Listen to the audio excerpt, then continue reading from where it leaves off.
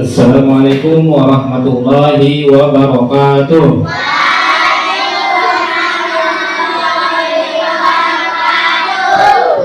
Ya, apa kabarnya hari ini anak-anak? Ya, alhamdulillah pada hari ini kita masih diberi nikmat kesehatan, sehingga kita bisa melaksanakan belajar seperti biasa, yaitu dengan materi pendidikan agama Islam, ya. Jadi seperti biasa, sebelum belajar, marilah kita berdoa bersama-sama.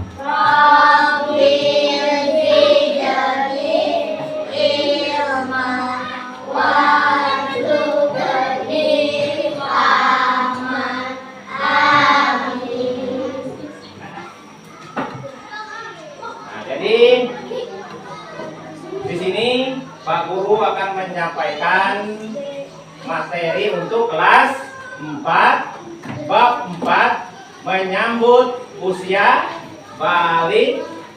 Jadi dengan submateri kewajiban setelah usia balik, ya. Itu yang perlu kalian ketahui, ya.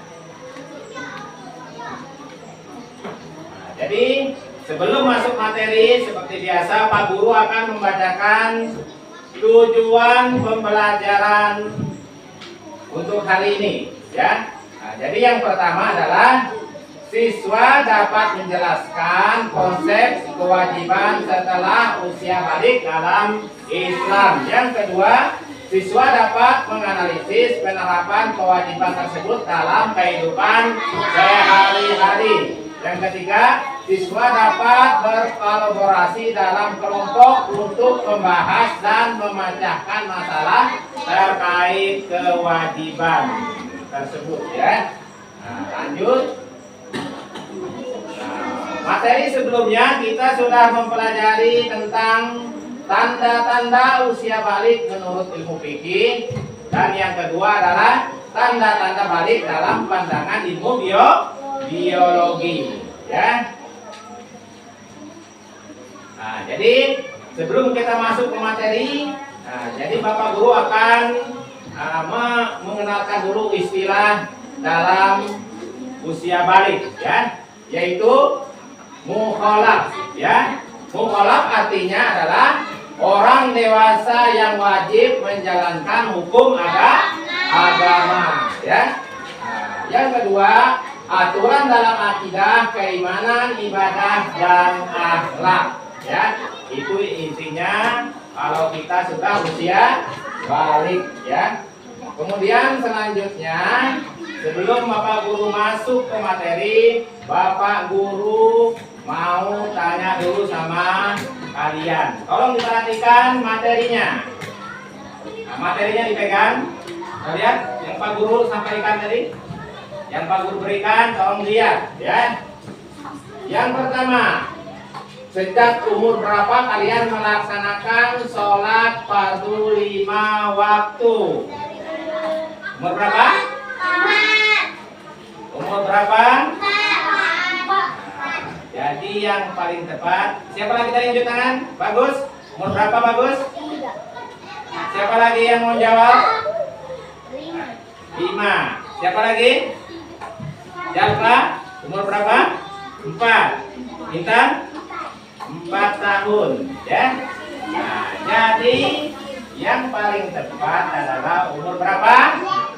Umur 7 tahun, ya.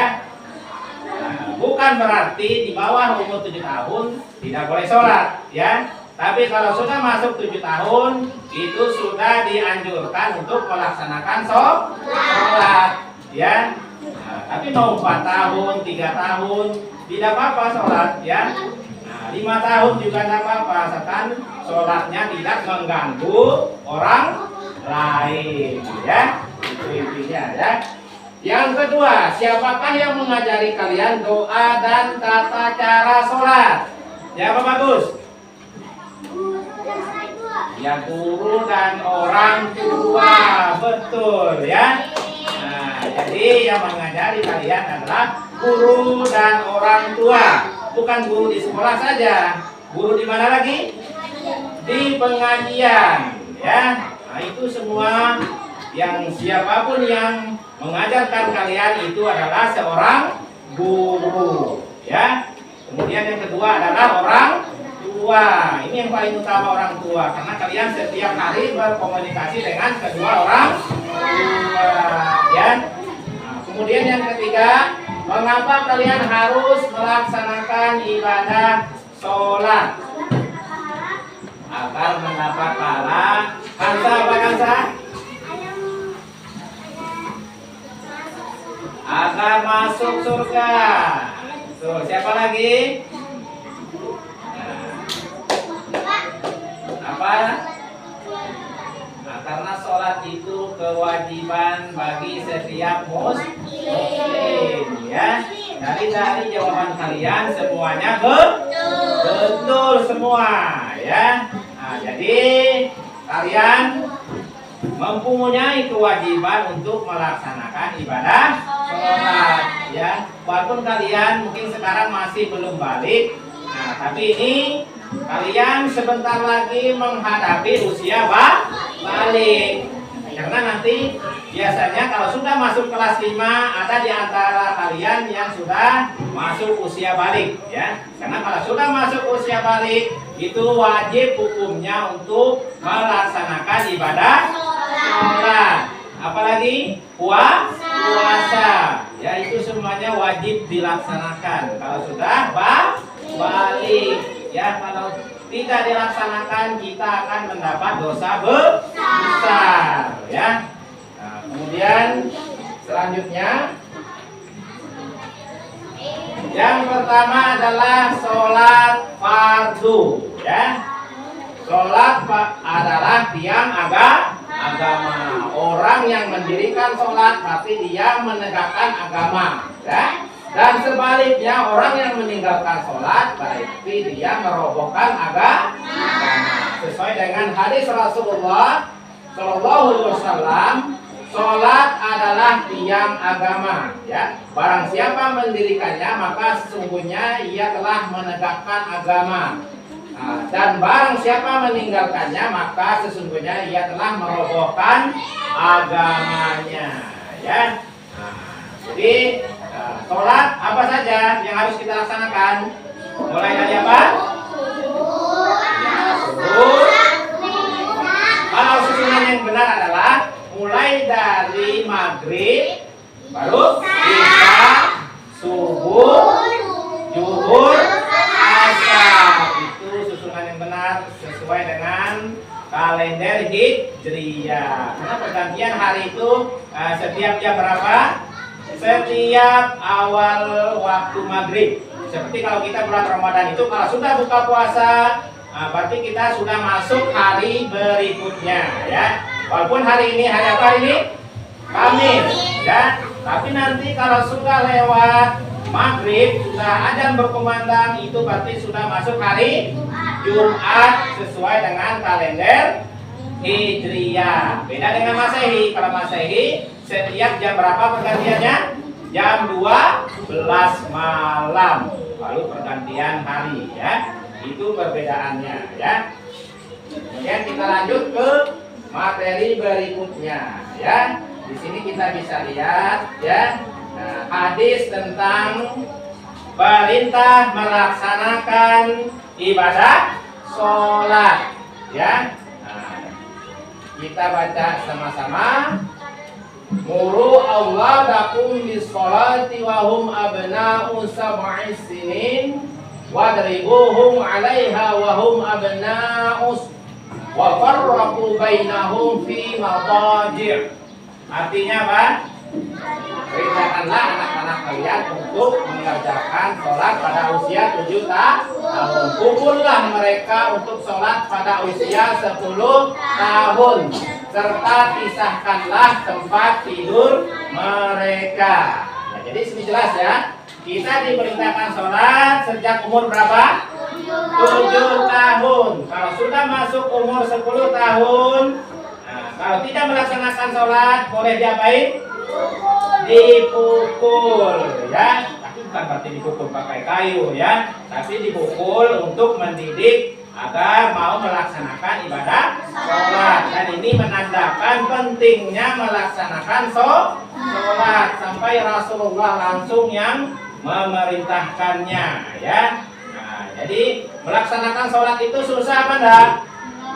Tidak susah ya. Waktunya cuma kurang lebih 10 menit untuk kita melaksanakan ibadah sholat ya.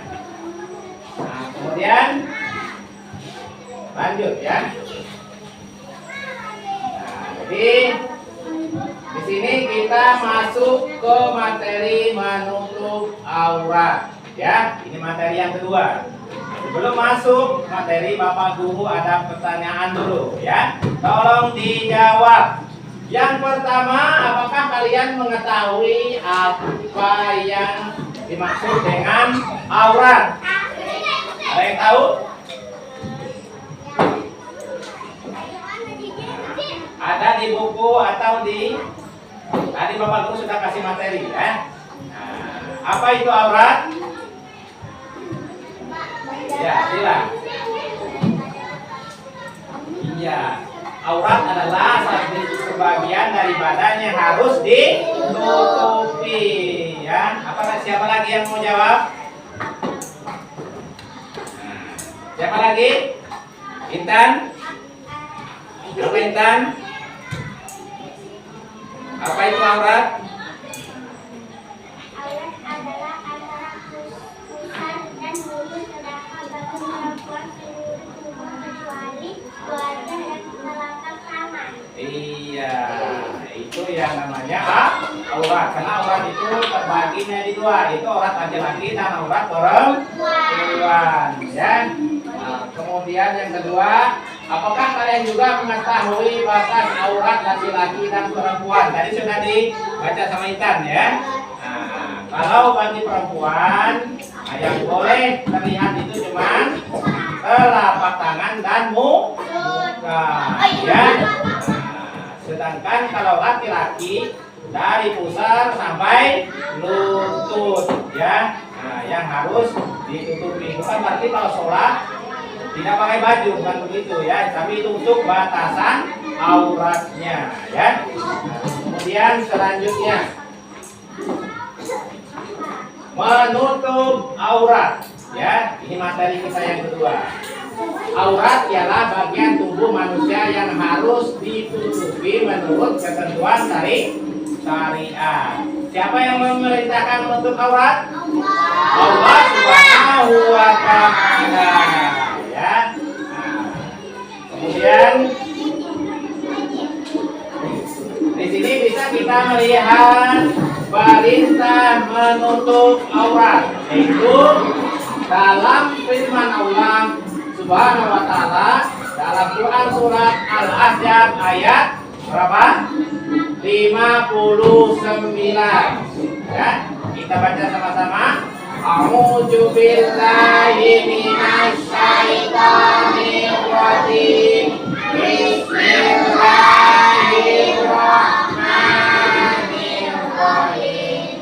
Ya ayyuhan nabiyyu qul azwajika wa banatika wa nisa'il mu'minin yudnina 'alaihinna min jalabibihinna zalika adna ayyu'rafna fala yu'zain wa qala Allahu ghafurar rahima. Apa artinya?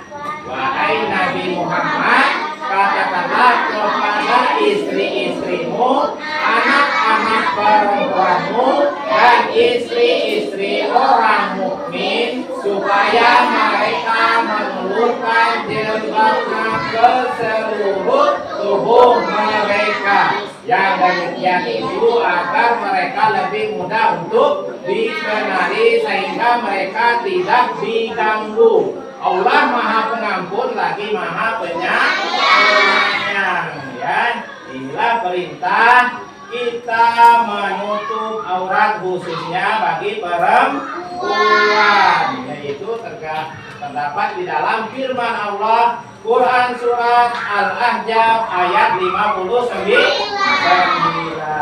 ya. Kemudian selanjutnya adalah menurut ketentuan syariat, ya. Aurat laki-laki, ya. Bagi laki-laki auratnya adalah anggota badan antara pusar dan lutut, ya. Sedangkan untuk aurat perempuan adalah seluruh badan selain wajah dan telapak tangan, ya. Nah, kemudian selanjutnya kita sudah mempelajari tentang menutup aurat. Sudah jelas semua tadi tentang menutup aurat, sudah jelas, ya. Jadi sekarang kita masuk ke materi mencari ilmu, ya. Sekarang ada pertanyaan dari Bapak Guru, siapa yang bisa menjawab? Mata pelajaran apa yang paling kalian sukai?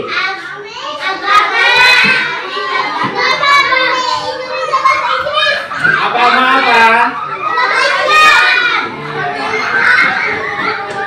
Apa lagi? Iya. Jadi bukan sekedar agama saja, tapi kalian juga harus menyukai pelajaran yang lain. Kemudian yang kedua, mengapa kalian menyukai pelajaran tersebut, khususnya agama?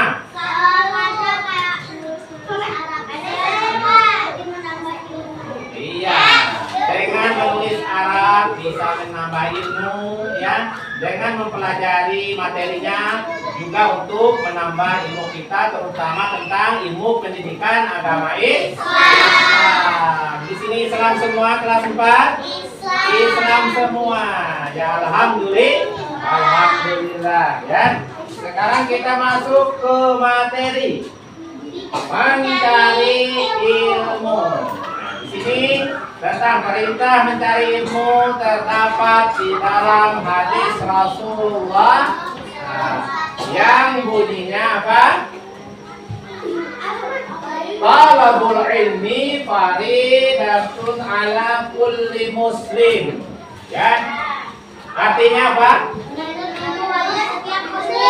Ya, menuntut ilmu wajib bagi setiap muslim. Ya. Kemudian ada wahyu yang pertama yang diturunkan kepada Rasulullah. Nah, surah apa? Surah Al-Alaq, ya. Nah, yang di situ yang diawali dengan Iqra atau yang lebih lengkapnya, ya. Iqra bismi rabbikal ladzi khalaq. Tapi yang kita ambil adalah Iqra. Apa artinya Iqra?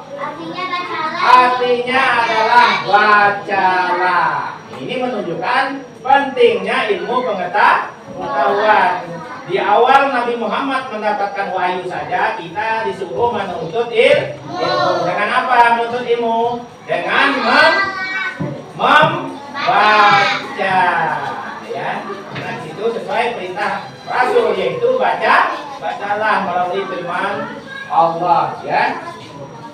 Nah, kemudian yang kedua, ini bisa kita lihat seperti yang Bapak Guru bacakan tadi.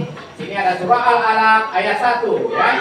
Iqra bismi rabbikal ladzi khalaq. Yang artinya bacalah dengan menyebut nama Tuhanmu yang menciptakan, ya. Menciptakan siapa? Menciptakan kita semua, sehingga kita sekarang dengan tubuh alhamdulillah diberi kesempurnaan. Banyak yang di luar itu ada yang tidak sempurna, ya. Dengan kesempurnaan itu kita harus memanfaatkannya dengan baik, ya. Dengan melaksanakan apa? Sholat, apa lagi? Zikir, ya. Puasa, apa lagi? Membaca Al-Quran, ya. Yang pertama masalah akhlak itu selalu berbuat baik terhadap siapa? Terhadap Allah yang paling utama. Yang kedua adalah kepada orang tua, ya, kepada guru, ya, kepada teman, ya. Jangan memandang dengan kekurangan teman. Siapa saja di hadapan Allah itu semuanya sama. Yang membedakan itu cuman akhlaknya saja, ya. Biar dia sempurna, tapi kalau akhlaknya tidak bagus, tetap dia apa? Celaka. celaka atau mendapat dosa. Biar dia punya kekurangan, ya. Nah, tapi dia rajin sholat, berbuat baik, ya. Itu justru akan mendapat apa? Pahala, ya. Jangan membedakan kalian antara satu dengan yang lain dengan fisik dan kekurangannya. Semuanya harus saling berbuat baik, terutama terhadap teman, ya. Jadi di sini bisa kita lihat di bawahnya, ya. Ini tentang perintah menuntut ilmu, ya. Bisa kita baca sama-sama. Iza mata banu Adam, ya, amaluhu illa min sadaqatin zariyatin aw ilmi yuntafa'u bih aw waladin salihin yad'u lah. Yang artinya apa? Apabila ada dalam mendengar dengan amalan dan bekerja semua amalan kecuali amalan. Ya, yang pertama sedekah jariah, ilmu yang bermanfaat, dan anak soleh yang mendoakan kedua orang tua, ya. Nah, jadi semua ilmu yang kita pelajari itu tidak sia-sia, ya. Nah, itu nanti, dan kalau kalian betul-betul menuntut ilmu, khususnya ilmu agama, kalau kalian melaksanakannya dengan sungguh-sungguh, kalian akan mendapat pahala. Siapa lagi yang akan mendapat pahala? Kedua orang tua, ya, karena berhasil mendidik anaknya menjadi anak yang soleh, anak yang baik, selalu mendoakan kedua orang tuanya, ya. Itu semua harapan orang tua, khususnya orang tua yang sudah apa? Meninggal dunia. Harapannya adalah anaknya ini biar bisa mendoakan dia di alam apa? Alam kubur. Karena kalau kita mendoakan, insya Allah akan mengurangi siksaannya kalau dia dulu pernah berbuat dosa. Ya, itulah fungsinya anak, ya. Bukan sekedar kita lahir ke dunia untuk bermain, ya, menuntut ilmu setinggi-tingginya, jadi anak sukses, ya. Itu juga tidak menjadi patokan, tapi harus dibarengi dengan selalu banyak berdoa, terutama untuk kedua orang tua. Itulah yang namanya anak yang sukses. Sukses apa? Dunia dan akhirat, ya. Nah, jadi itu sedikit, ya. Nah, kemudian selanjutnya, bagaimanakah sikap kita kalau masuk usia balik? Ini untuk pertanyaan buat kita sama-sama, ya. Baik Pak Guru maupun kalian juga, ya. Jadi setelah usia balik, aku akan menjadi pribadi yang bersyukur, rajin beribadah, dan bertanggung jawab, ya. Nah, kemudian yang terakhir, ya. Jadi tadi kita sudah menjelaskan atau mempelajari yang pertama adalah apa? Tentang apa tadi? Yang pertama tentang usia balik. Yaitu yang pertama adalah melaksanakan sholat fardu atau sholat wajib. Ya, yaitu ada 5 yang sudah kita sebutkan tadi, ya. Kemudian yang kedua adalah menutup aurat, ya. Nah, yang ketiga adalah mencari ilmu atau menuntut ilmu, ya. Nah, jadi setelah kita pelajari, sekarang Pak Guru mau memberikan tugas, ya, yaitu tugas kelompok, ya. Jadi sekarang siapkan buku kalian, buku tulisnya disiapkan, ya. Nah, pensilnya atau pulpennya, ya. Nah, jadi tugas kalian adalah sudah Bapak tampilkan di depan, ya. Jadi sekarang kita akan membagikan semua anak kelas 4 menjadi 4 kelompok, ya. Jadi kelompok yang pertama adalah diskusikan tentang pengertian sholat fardu, jenis-jenisnya, dan tata cara melaksanakannya. Kemudian yang kedua, untuk kelompok 2 mendiskusikan tentang pengertian aurat, batasan-batasan aurat bagi laki-laki dan perempuan, alasan kewajiban menutup aurat, serta dampak positif dalam menjaga aurat. Kelompok 3 adalah diskusikan bagaimana cara menutup aurat sesuai syariat Islam dalam kehidupan sehari-hari, termasuk pemakaian pakaian yang sopan dan sesuai syariat. Kelompok yang keempat adalah diskusikan apakah hukumnya mencari ilmu dalam Islam. Tuliskan hadis tentang menuntut ilmu, ya. Jadi nanti kalau sudah selesai, Pak Guru persilakan untuk presentasi di depan kelas, ya.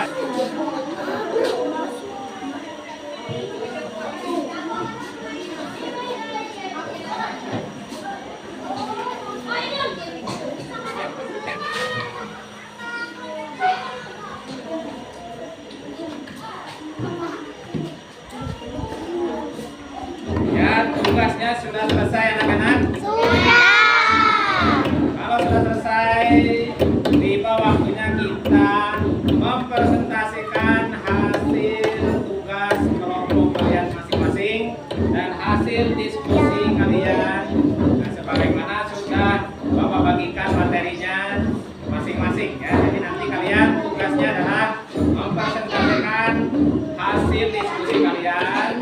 Nah, caranya maju ke depan kelas, pilih salah satu dari kelompok kalian untuk membacakan hasil diskusinya, ya. Yang membacakan cukup satu perwakilan, tapi maju semua, ya. Sudah mengerti semua? Ya, sekarang mulai dari kelompok 2.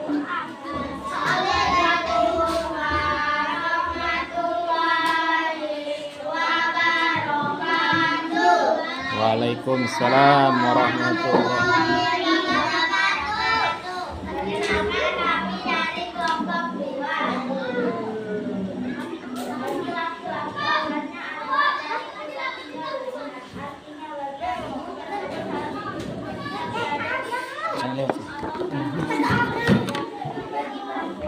Pak Guru kamera.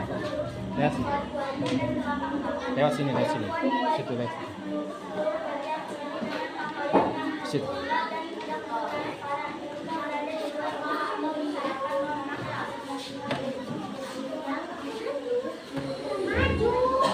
Sudah selesai? Salam.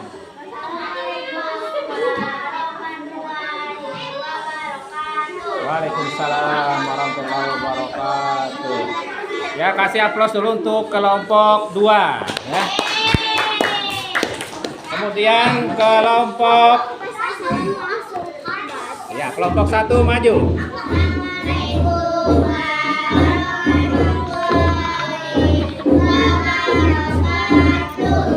Waalaikumsalam warahmatullahi wabarakatuh. Ya, siapa perwakilan? Kita aja.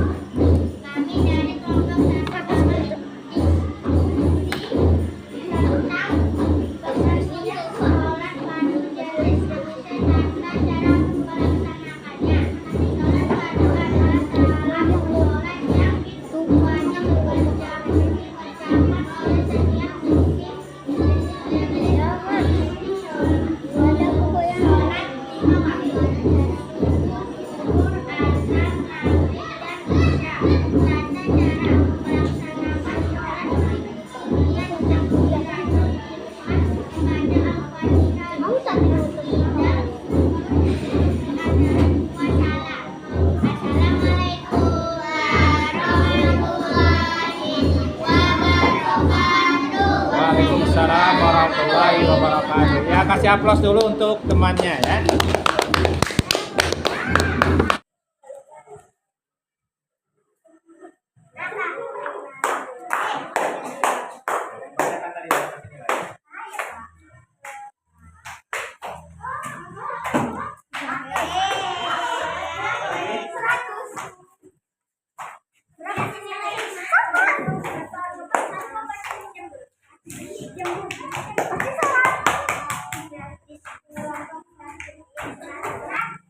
Ya, mungkin cukup itu ya dari Bapak Guru ya. Nah, jadi nanti minggu depan kita akan lanjut lagi belajarnya ya, dengan materi yang berbeda.